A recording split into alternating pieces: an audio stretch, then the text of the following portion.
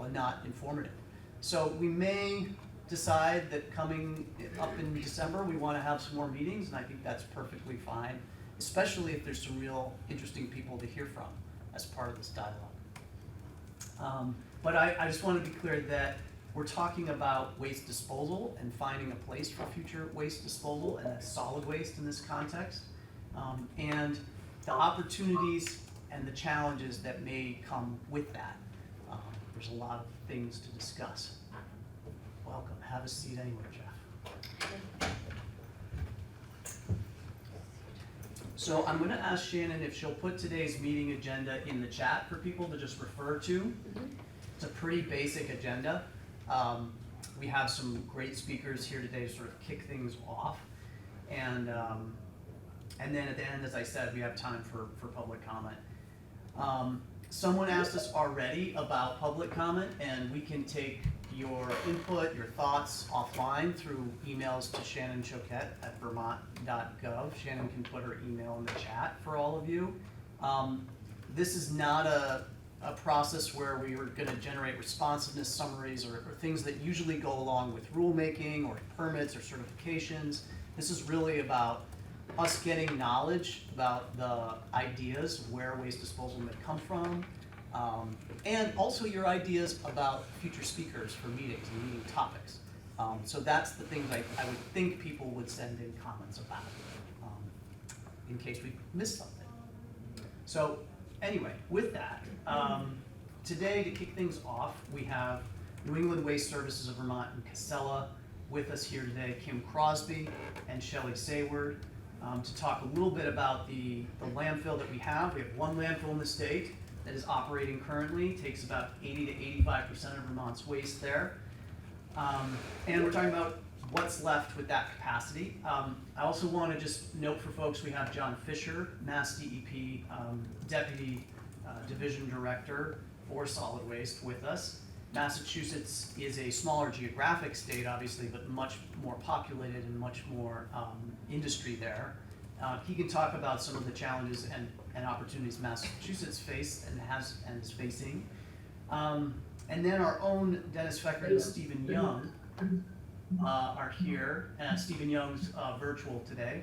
We'll talk about some of the floods Vermont has seen and the disaster debris that was produced from that and where that went and the benefit of in-state disposal during that time.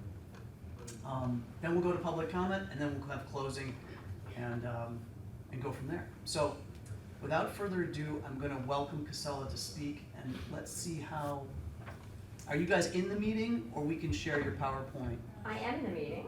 Okay. I will attempt to. I think you should be able to share screens, share your slides. So I'm sharing. There it is. And John Malter, I can see you on camera. Just give us a wave if you're seeing Shelley's slides. All right. And then, John, one last request. Give us a thumbs up if the audio is okay, or if I'm yelling. He's like, you're yelling a lot. Okay. All right. Yeah, Shelley, take it away. Terrific. Thank you so much for including us in the discussion today. Josh, we really appreciate it. I'm Shelley Sayward. I'm counsel for Casella Waste. And as Josh mentioned, with me today is Kim Crosby, who manages all sorts of things for Casella and is our Director of Compliance. I guess it does make sense for us to kick this off since we do currently own and operate the only landfill in the state of Vermont. So that might be helpful to just, it says I'm sharing, but it's not actually moving my slides. If you use your arrows, does it work or no? It's moving on my screen, but not there. So let me stop sharing and try this again. I have seen some of these issues before. Share, and if not, perhaps you guys can help us out. All right, it says I'm sharing.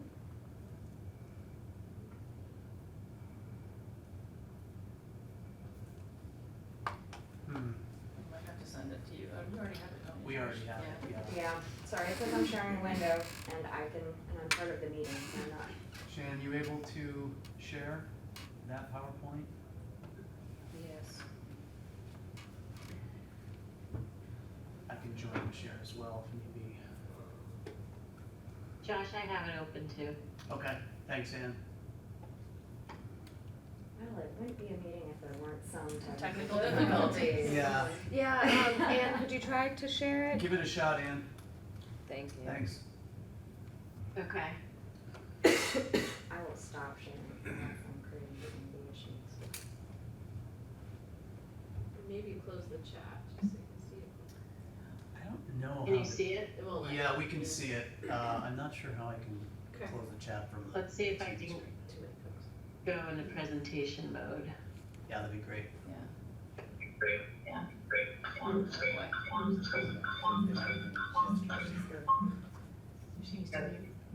Mute.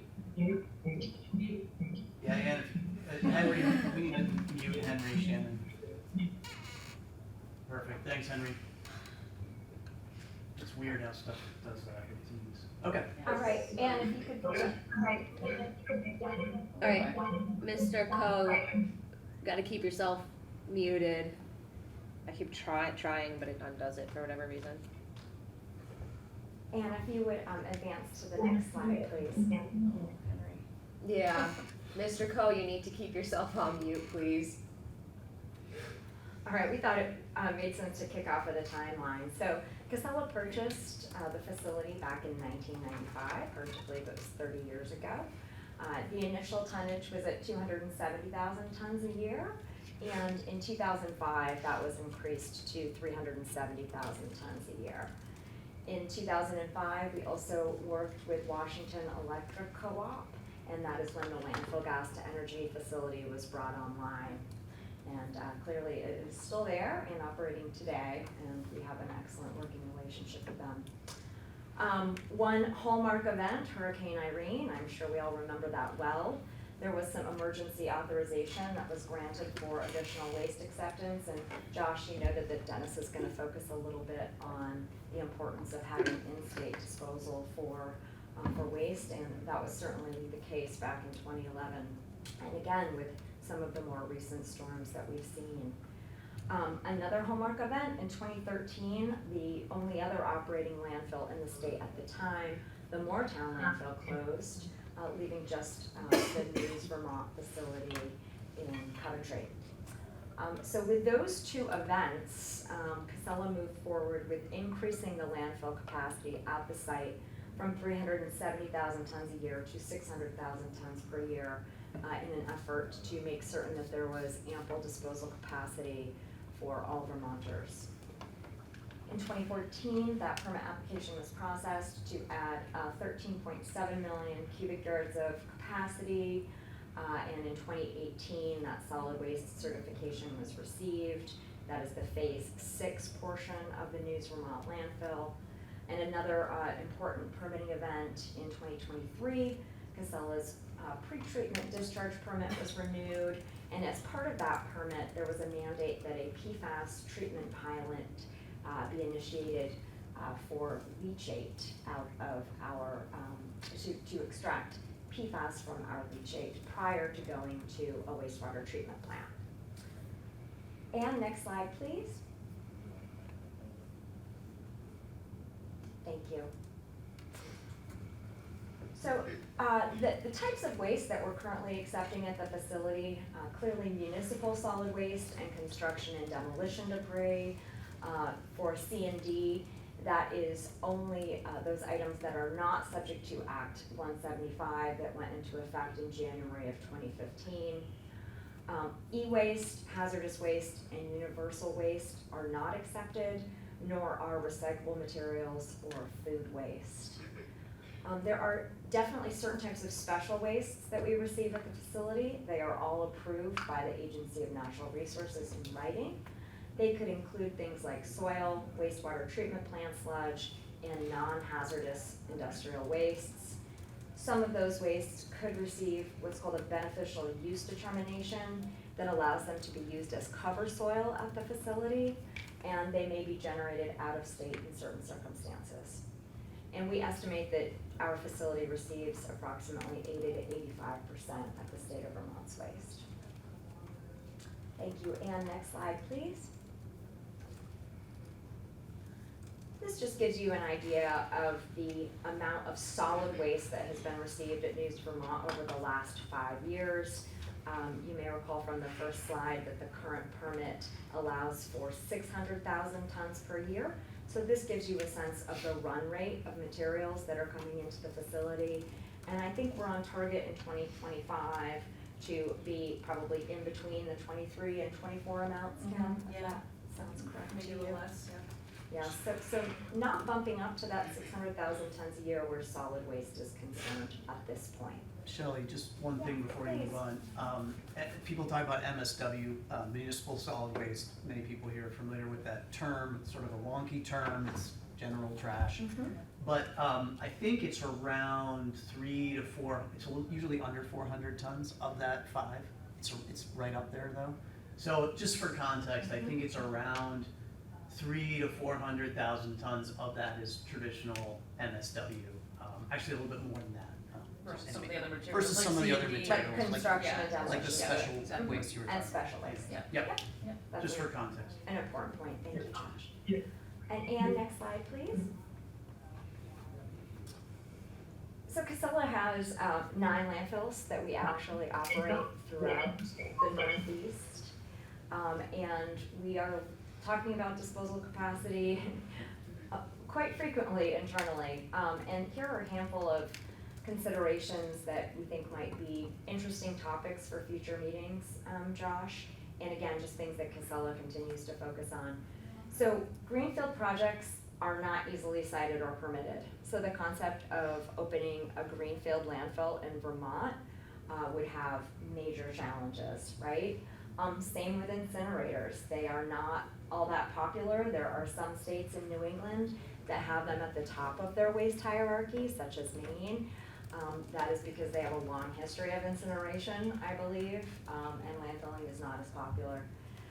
Other New England states, Massachusetts, Connecticut, are exporting waste via truck and rail.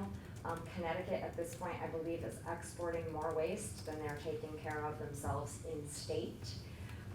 When we say exporting by rail or truck, those materials are typically going to Ohio, perhaps Pennsylvania, and into the South, South Carolina, Virginia, are other target areas that are receiving waste from New England currently.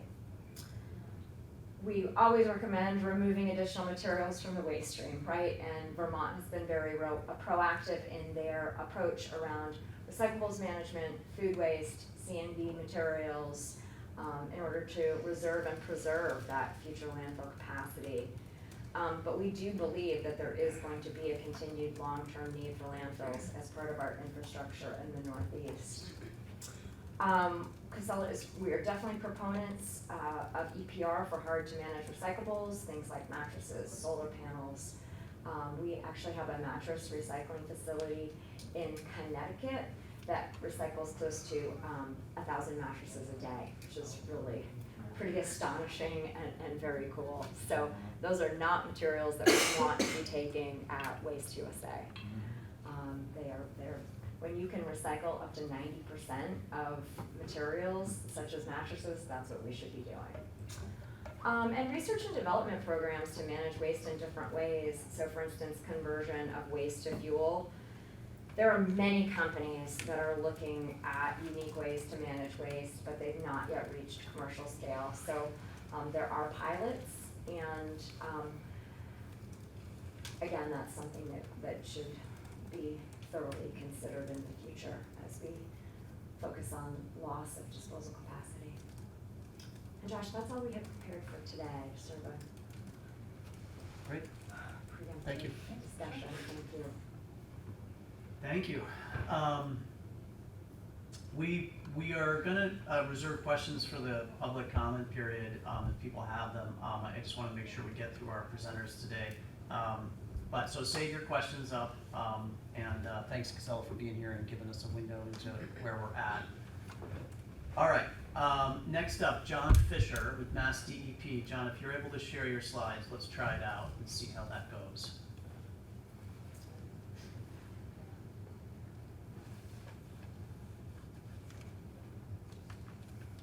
Okay, you can see him. You're good. Okay, advance. Yeah, Henry, we need you to keep on mute. Just for some reason, whenever you come off mute, there's a background. I don't know why it does that, but thanks, Shannon, for keeping on. All right, go ahead, John. And Josh, just to confirm, can you see my first slide here, solid waste master plan? We can. Super, okay. Great, well thanks for having me this morning. I'll be giving a quick overview of solid waste management in Massachusetts, and I'll talk a little bit about our solid waste master plan. I'll talk about our most recent data. Right now that's 2023. I'm working on trying to finalize 2024 data over the next month or so, but right now 2023 is what we've got.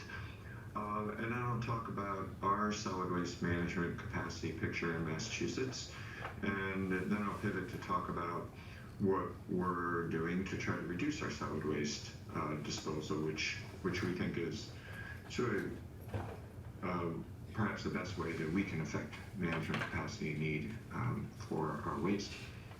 So, Massachusetts Solid Waste Master Plan, our current plan is a 10-year plan. It runs from 2021 through 2030. This provides our big picture program and policy framework for how we're going to strive to manage solid waste in Massachusetts. We do have a focus on waste management capacity in the Solid Waste Master Plan, and as part of that we have what we believe are aggressive waste reduction goals. We're working from a 2018 baseline of 5.7 million tons and working to try to get that down to 4 million tons by 2030.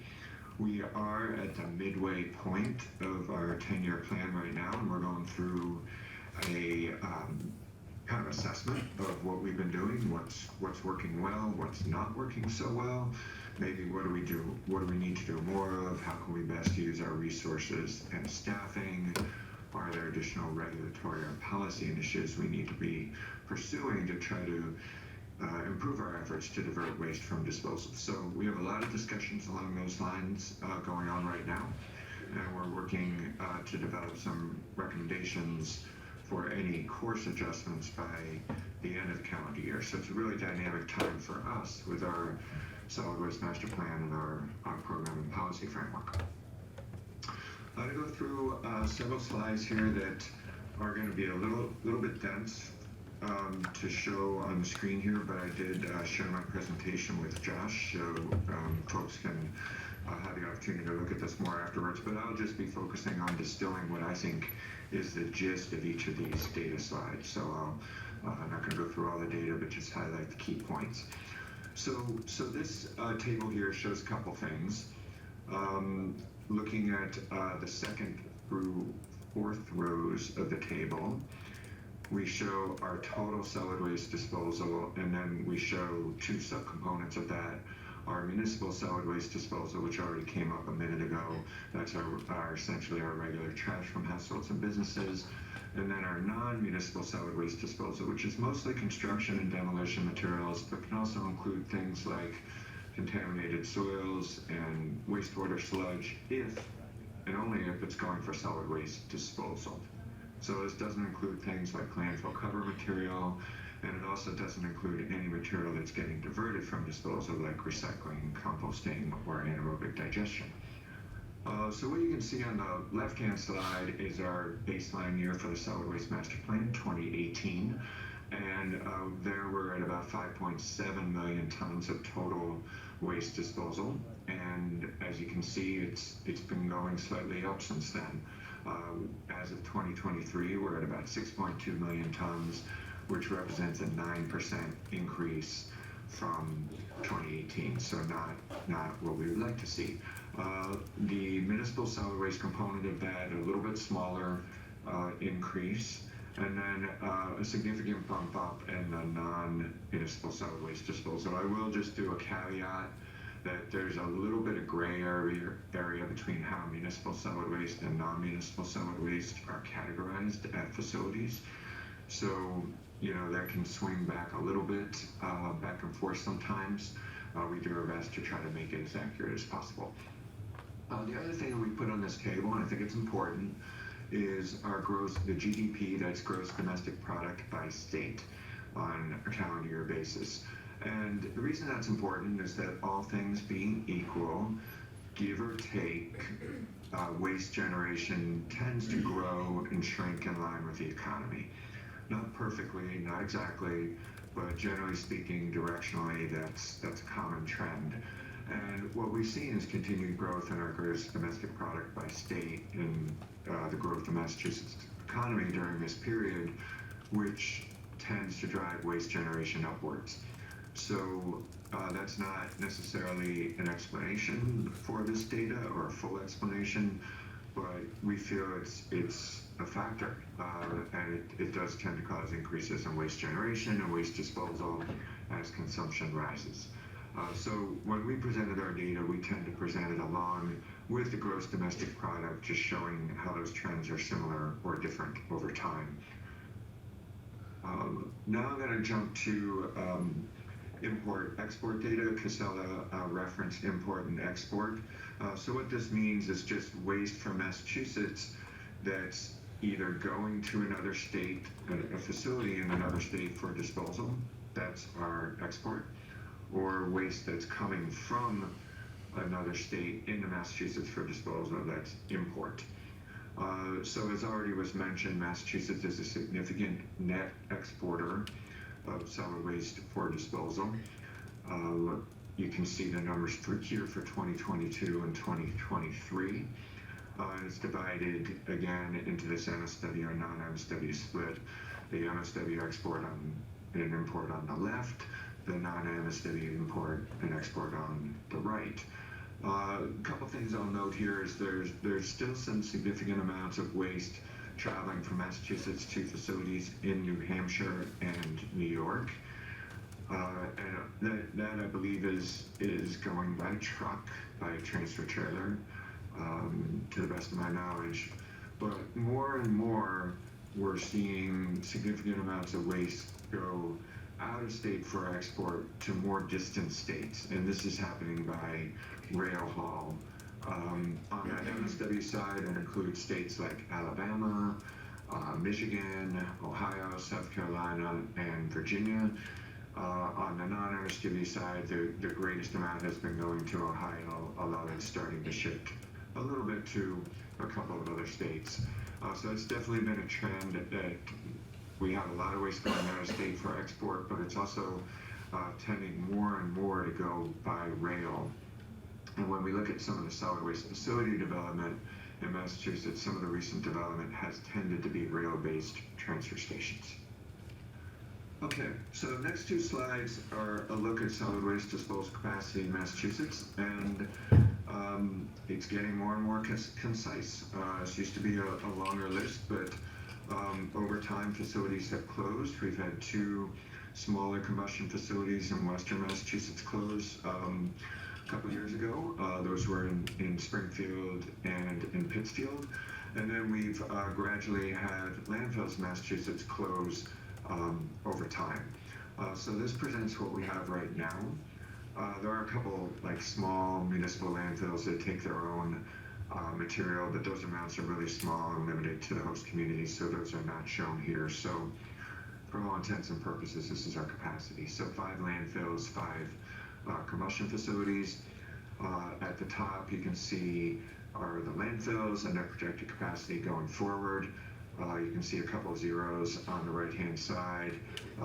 Several other landfills, or absent expansions will close obviously at some point as well. That's all finite capacity. Municipal waste combustion facilities can theoretically keep on going. There's wear and tear to those facilities. There's need for repairs over time, replacement of parts, and at some point, those facilities may cease to make sense to operate. We don't think that's going to happen anytime soon. We've talked to those facility operators, and for the foreseeable future, we believe they're continuing to operate, so we've just streamlined their capacity going forward. So what this chart gives us is a total estimated in-state disposal capacity. You can see that's between 3.5 and 4 million tons a year. If you recall the earlier slide, we're disposing of around 6.5 million tons a year of trash overall. So that row, that in-state disposal capacity, you can see that row kind of midway down the chart here. If you can see my cursor, I'm pointing to it now. So what this slide does is it projects total disposal going forward in two very simple scenarios. These are not necessarily our expectation of what's going to happen. They're just two different planning scenarios.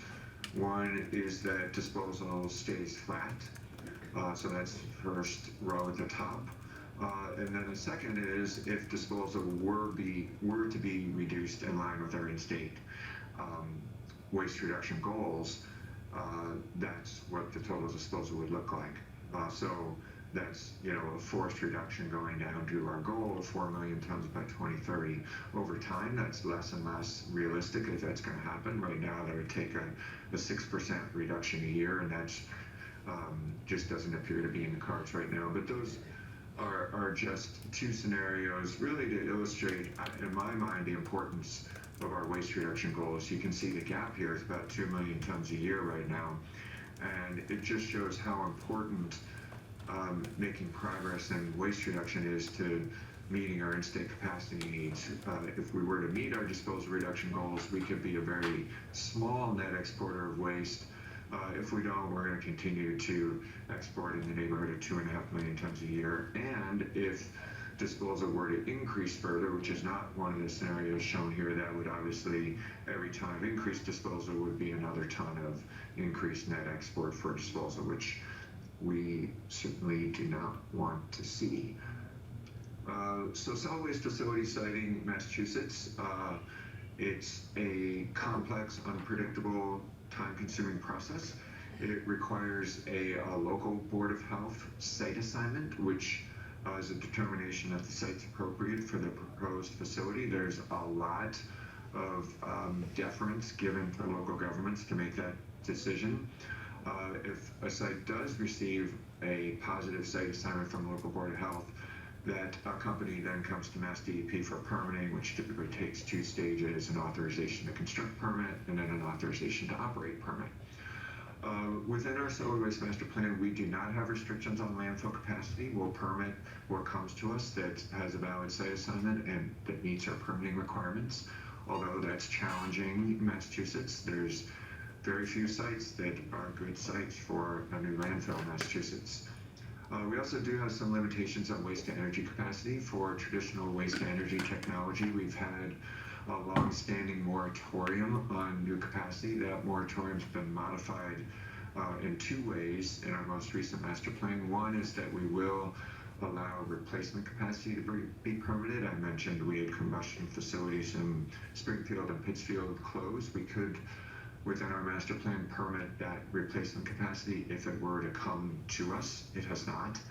And then we can also permit more innovative waste to energy technology, something along the lines of gasification, pyrolysis, mechanical biological treatment of waste, things like that. We can permit up to 350,000 tons per year capacity. We've had probably dozens of companies come in and talk to us about that through the years, and we have not had a single permit application come to us thus far.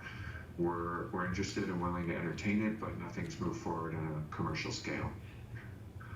So how can we best affect the capacity? As I've kind of explained here, we have a limited ability to affect disposal capacity. We do not have the ability to overwrite local authority to site capacity. Even if we had that ability politically, it probably honestly wouldn't fly. So disposal capacity has been difficult to cite in Massachusetts. The form that capacity has taken over the past decade plus has been either rail-based transfer stations, other transfer stations too, but primarily rail-based, and then limited landfill expansions at existing landfills.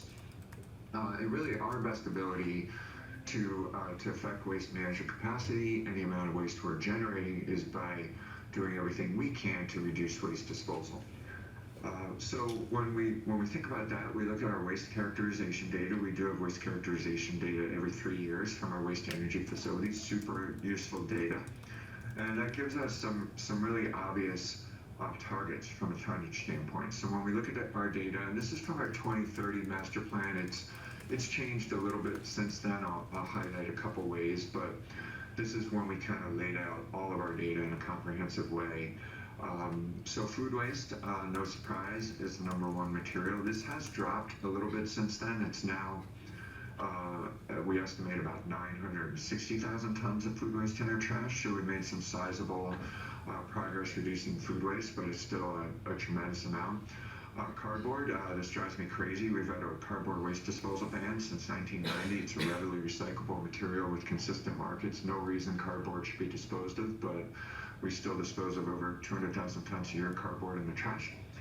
Textiles, we've been working very hard to reduce textiles. We believe we're starting to make some progress with our textile waste disposal ban and infrastructure.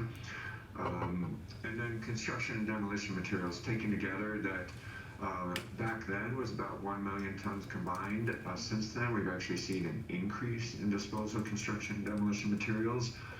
A lot of that is wood, which we divide into two separate categories.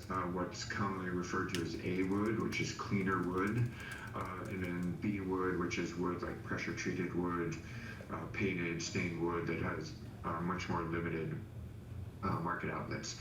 Asphalt shingles, there's a significant amount of asphalt shingles, and then also gypsum wallboard, and we're focused on clean gypsum wallboard in particular. I think we're getting that echo. This is a whole presentation in itself, but I'm going to be real quick here. Happy to talk more about any of this. A key element of what we do in Massachusetts is waste disposal bans. Always try to implement those in a comprehensive way, connected with other programs. We have, for our construction and demolition debris handling facilities, we have what's called a minimum performance standard, looking to set a performance floor for separation of construction materials at our processing facilities, and then gradually increase that over time. Happy to speak to that further if you like. We have a statewide business assistance program, our Recycling Works in Massachusetts program, that has been a really valuable program, a great program in Massachusetts that's produced a lot of benefit. We have extensive municipal grant programs. We award about 4.5 million tons a year to our municipalities. We are continuing to work to increase recycling market development programs. We are in the midst of a new waste reduction innovations grant. We're in the evaluation period right now. That was a new program we just launched, and we're looking to grow our other recycling market development programs as well. And then we've had an increased emphasis on reduction, reuse, and repair programs, trying to grow that part of our infrastructure. So here are some links. You guys getting that echo? You seem fine right now, John. Keep going. Okay. Here are some links to some of the things that I talked about in the slides. Our master plan, data updates, waste characterization data. Also, these are all links here for more information about our programs. Best way to reach me if you have questions after today is by email. I'm happy to talk with anyone more. And I will wrap it up there. Thanks, John. And apologies to people online if there's an echo. We don't hear it anymore. We have heard it a little bit in the room off and on. I'm not sure how to fix it. It's coming from your room, Josh. It is, huh?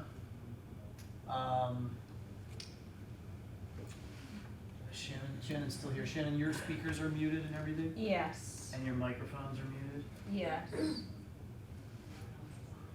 My mic is muted. It says no echo now. All right. How's that, Steven? Is there echo now? Okay, I see it. Nope, you're good. All right. Because when John was talking, it was coming through your mic as well.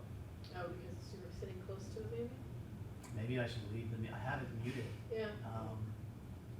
Yeah, when a presenter is talking, you should mute probably. I'm always muted. And both my things are muted. Oh. Speakers and my everything. But maybe I'll just leave so I don't interrupt. Oh, it's the room, not It's your the computer. room, Yes, okay. yes. So. People are moving around. Stop moving. No, I'm just kidding. This is the challenge with hybrid meetings. It's difficult. My sincere apologies. We'll do our best. John, thanks so much. That was really informative of what Massachusetts has been going through and dealing with. It's really helpful perspective for us. I just want to keep in mind time. I seem to be looking at the clock and we're running short, so I'm going to turn it over to Stephen Young. John, thanks for being here. What we're going to do with these PowerPoints is put them on that website so folks can go back and look at the data. And thanks for putting your contact info. If people have questions, they can connect with you. And John, if you need to go, feel free to. I know your time is very valuable, so appreciate you being here for that. Yeah, thanks for having me. Yeah, Stephen Young, please take it away with the floods of 23 and 24.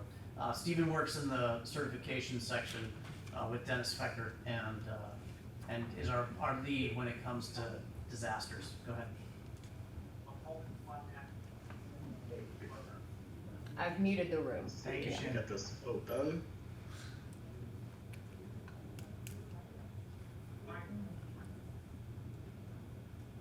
Alright, can you all see that?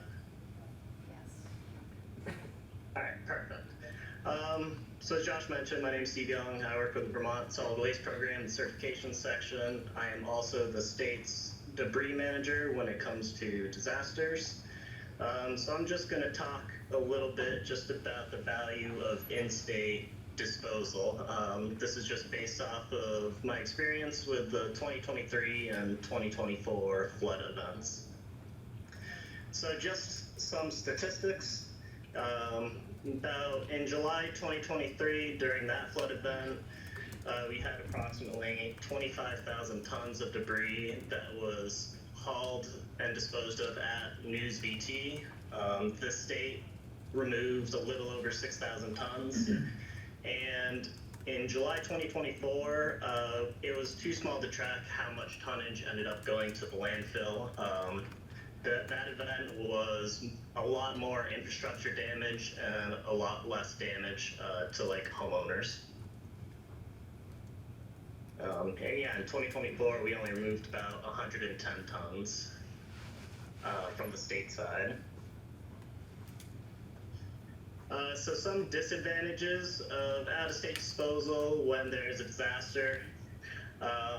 We found in 2023, during that flood, there was significant damage to rail infrastructure, and I know one of the options after News VT is at capacity is rail or out-of-state disposal. So if there is damage to rail infrastructure, which can and probably will happen again, and it could be stronger impacts in a larger area that is just outside the state of Vermont. It could be throughout all of New England. It can cause some significant problems because it takes time to fix this, and waste and debris needs to move very quickly during these events. We've seen, especially in 2023, debris will just start to stack up, and then it starts to become a public health issue. Trucking out of state is an option as well, but once News VT is at capacity, there will probably be very few, if no landfills any longer in the Northeast.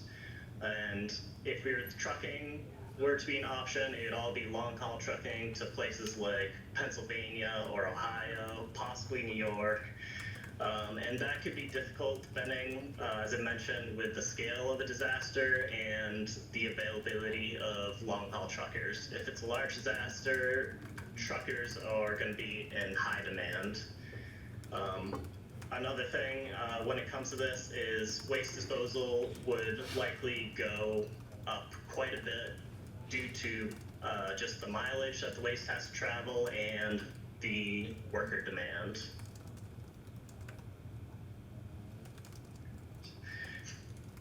So some benefits of in-state disposal. So debris would be able to move very quickly if we had a disposal facility within the state. It's much easier on our end to be able to work with disposal facilities that we regulate. We have a good working relationship with Casella and then in the past other landfills that we had. There are also less emissions due to lower hauling distance, and the cost would be lower by comparison. So one final thing I'd just like to talk about briefly are categorical disposal facilities. So categorical disposal facilities are facilities that accept waste that is considered inert, such as vegetation, soil, silt, concrete, clean, untreated wood. And we've found in the past couple of years we have a very limited number of these types of facilities in Vermont to dispose of this waste. Even the few that we have, they're hesitant to accept waste from outside of their own municipality just due to the amount of waste that's generated and the amount of space that they have. So last year with the material management plan that we created in the past, it requires all solid waste management entities to have a permitted facility to dispose of these inert materials. That helps for multiple reasons. One, we have actual multiple facilities where we can bring this waste, so anyone within that district can bring waste there. And in terms of FEMA, the FEMA really looks for cradle to grave tracking. So they like to know where the material is generated and where it's disposed of. And if we have a permitted facility, we can just hand FEMA the permit, and that makes reimbursement a lot easier and quicker. And with that, I think that is all I have. So I will stop sharing. And feel free to reach out to me if anyone has any questions on anything. Should I unmute us, Shannon, or do you want? Yeah. All right, Stephen, thank you so much. I hate looking at those old pictures because it brings back bad memories, but I really appreciate you sharing it. In interest of time, I'm going to start shifting to the public comment part, but before I do, I just want to thank Casella for speaking today, Mass DEP, John Fisher. Really appreciate the knowledge there. And I wanted to kind of foreshadow our next meeting. We want to talk more about disposal capacity, and we've invited a few companies to come that own disposal facilities in the Northeast region. So we're trying to get those firmed up, but we have tentative agreements from Waste Management to come speak, and EcoMaine, which is a municipal model of both incineration and MRF and landfills. So we're hopeful we can get that nailed down very soon. We have emails out, so basically looking at the very last week of September. That's the one that is half a week of September and half a week of October. We'll get you a date as soon as we can once we confirm those speakers. So it's sort of disposal part one and part two. We've had, I'll be honest, we've had trouble getting waste management companies to respond. We tried Republic, they were non-responsive, and a few others. There's been a lot of consolidation in the industry, so it's just a smaller cast of characters to go to ask for speakers. Let's see, so we'll be asking both of them to kind of talk similarly about challenges and opportunities as they see it in the broader region, because waste is a market, is at least a Northeast market, if not bigger. Obviously, it's even bigger when you hear about Virginia and Ohio.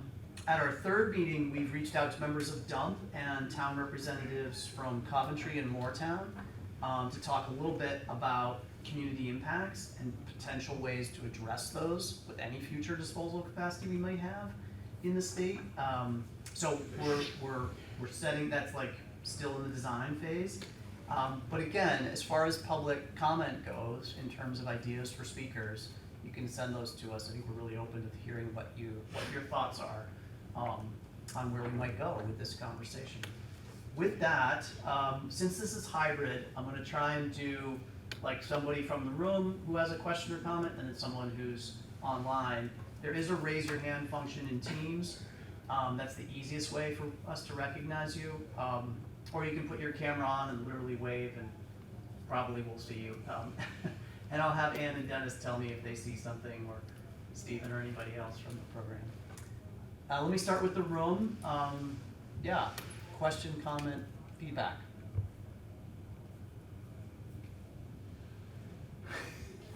Not everybody wants. I do think we need to secure some more landfill area or something, or incinerator in the state of Vermont. Because it'd be better if it was partway down the state for guys in the southern part, so you have less trucking. I currently send a lot of my waste to New York. The tipping fee's low enough, so the trucking, it's still cheaper to go out of state with, which is amazing.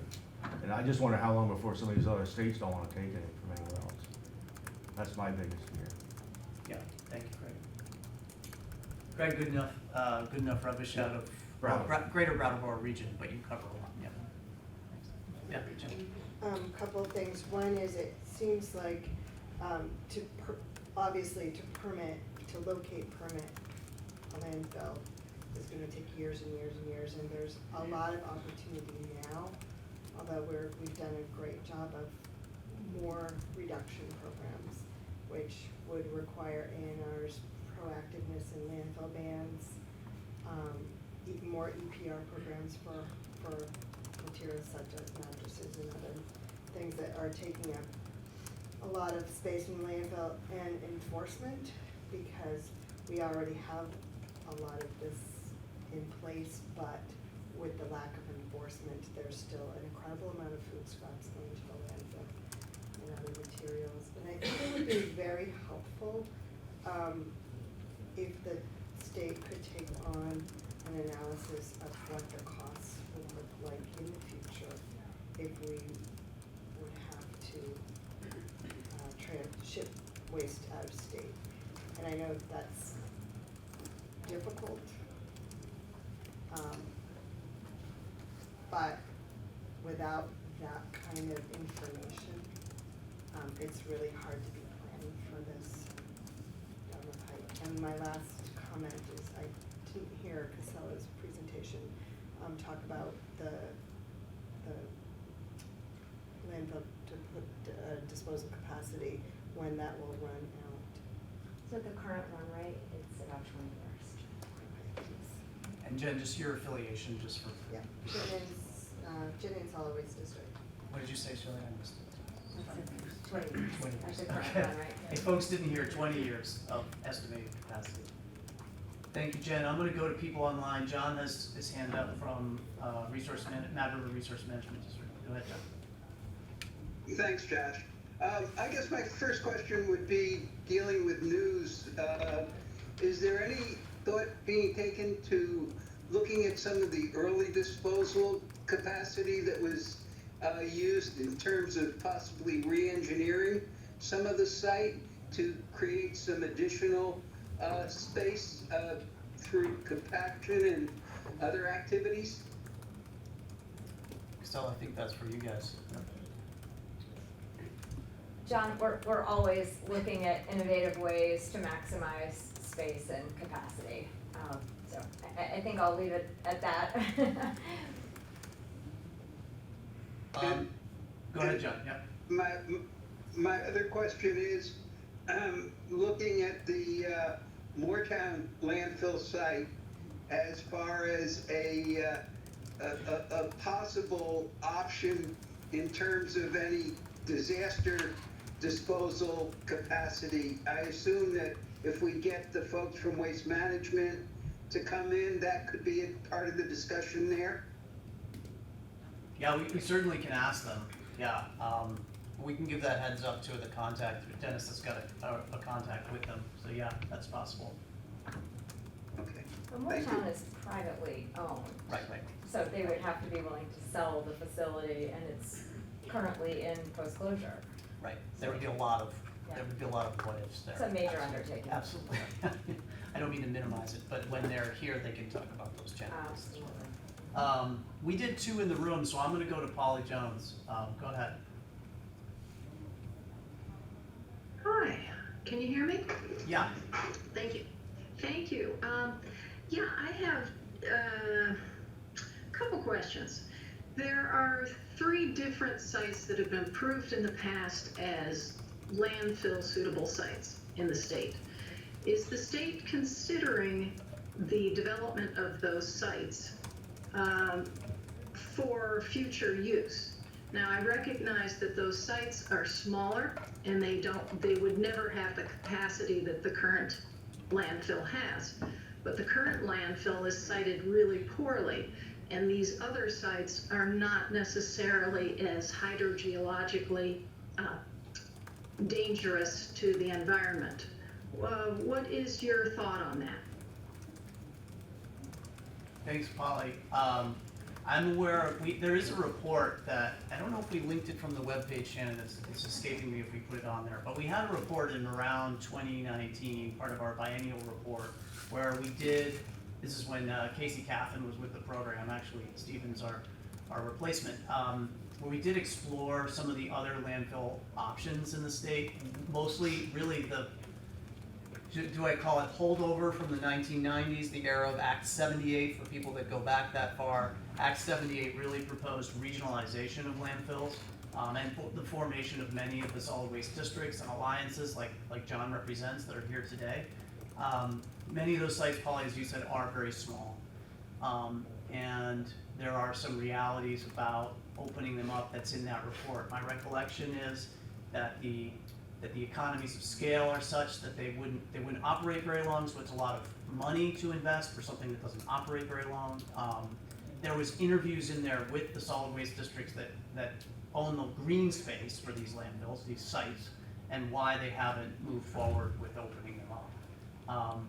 There's also discussion about competition from other disposal capacity, and so I sort of would refer to that report, and I'm happy to maybe present more thoroughly on it at a future meeting.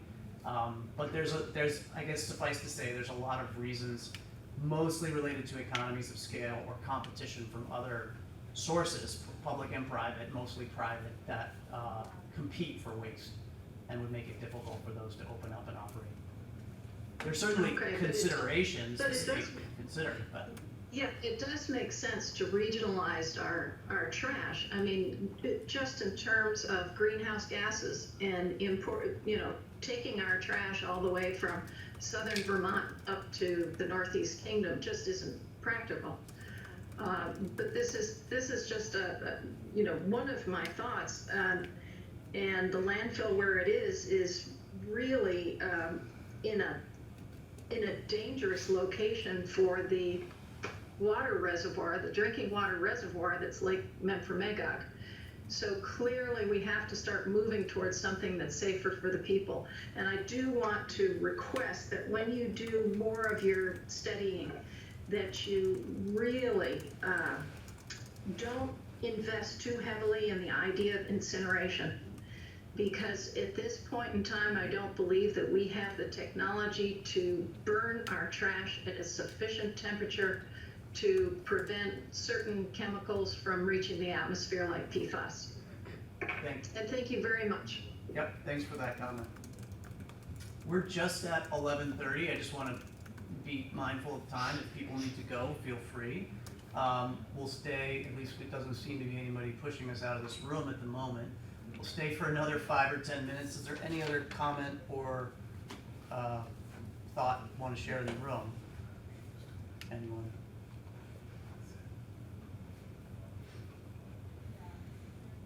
Okay, I'm going to go back to online. Let's see. John, you have your hand up. Henry Coe. Go ahead, Henry.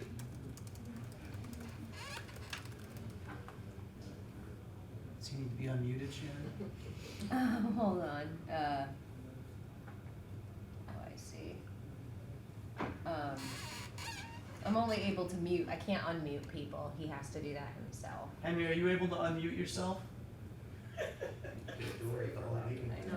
I probably muted him so many times it just. I'm like, okay, I'll stick. You could also put your thoughts in the chat if you want.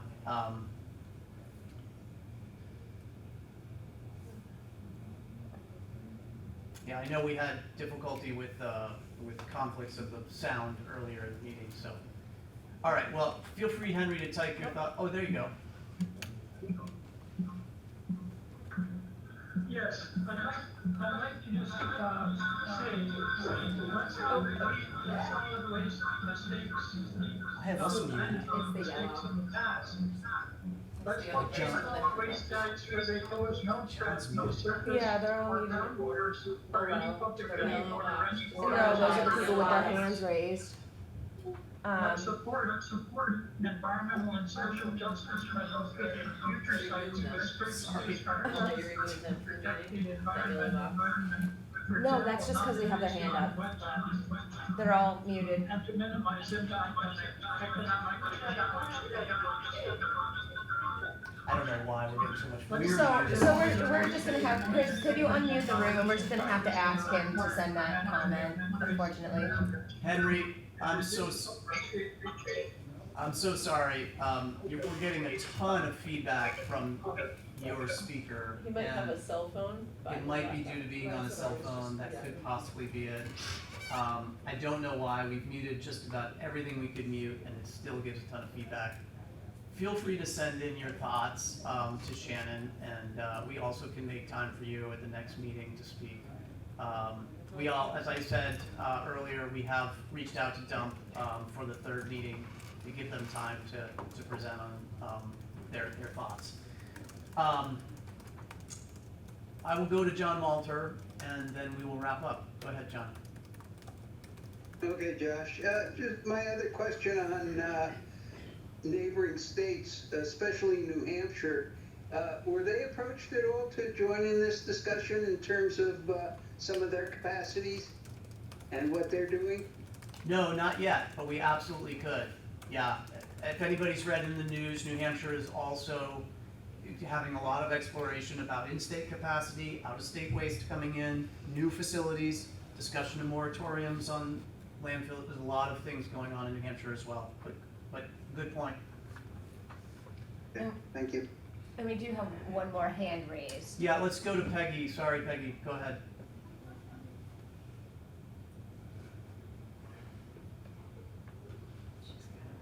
You gotta, you have to unmute yourself though, Peggy. There we go. Okay. Yep, we can hear you. Great, thank you. Yeah, I mean, this discussion about capacity is so complex. There are so many contingent factors, right? Some of which have already been brought up today.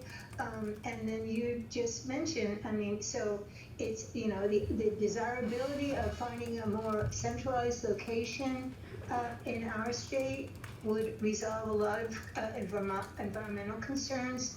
And you know, just like siting is going to influence capacity, right? I mean, Holly mentioned those 3 sites that were identified quite a while ago now. One of my questions, and you don't need to answer it, is what other effort has been made to explore additional sites? Because as I recall from reading that plan from 2019, the landfill report, it indicated that there would be other places in Vermont that may very well qualify as appropriate sites hydrogeologically. And then just the last comment from Mr. Malter about what's going on in New Hampshire or other states like Maine. The question of import of out-of-state waste has a huge impact on Vermont's capacity to dispose of solid waste.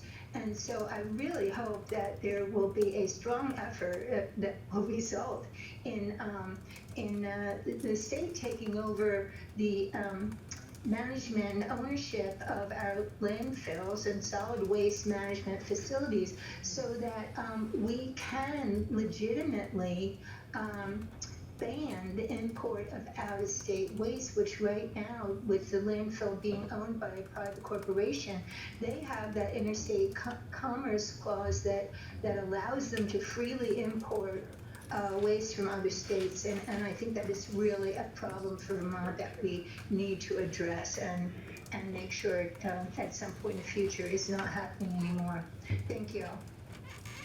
Thanks, Peggy. I think we'll definitely be talking about all those things you mentioned. I guess I'll just say briefly, you know, even if the state did go through a robust identification process for new landfills in the state, which we're leaning into discussing today, finding more capacity in the state somehow and the value of that, because we do believe that is valuable to us as Vermonters. But even if we were to identify it, it doesn't mean it will be built there. And that's kind of what that 2019 study kind of discusses. We'll make sure we send around that study for folks to skim. That doesn't mean that, that's why we're here having the dialogue. It still means it's important. Finding a place for our waste is still important. And as is reduction and diversion and recycling of waste. Just to be, I guess, factual, and I think we're gonna hear this from Maine a little bit, and we have some Maine representatives in here. Just because the state runs a statewide landfill doesn't prevent other landfills from operating. We have a permit process which allows disposal. We even allow for someone to approach us about an incineration or waste to energy facility if it can meet our permit standards, similar to Massachusetts. And in Maine, they do have both publicly run landfills and privately run ones. The Interstate Commerce Clause of the Constitution does have standards, but just to be factually accurate, at News VT, our reports that we get data from Casella and other facilities shows that we generally take in a pretty small amount of out-of-state waste. The numbers, I think I ran the numbers a little while ago. Of the tonnage disposed at News, I think it's less than 20%. That's somewhere around that. And it's not household or Right, commercial trash. and it's specifically more commonly soils, sludges, things like C&D materials, construction demolition waste. But we'll have discussions about all that. The state has quite a few interesting reports with graphs. Our diversion and disposal reports are really interesting to take a look at. Massachusetts shared theirs. We absolutely can share ours. The publication page on our website has got a ton of stuff in there. But let me wrap up and just say thanks for being here. If anybody didn't have input or questions answered and you want to send them to us, we'll consider how we incorporate those into future meetings. Thank you to folks online. Thanks to Anne for putting up some of our publications website in the chat. And thanks to our speakers and to my state colleagues for helping me out today. We're gonna wrap up and let you guys all back to your day. Get some lunch. Hey, John. Thanks, everybody.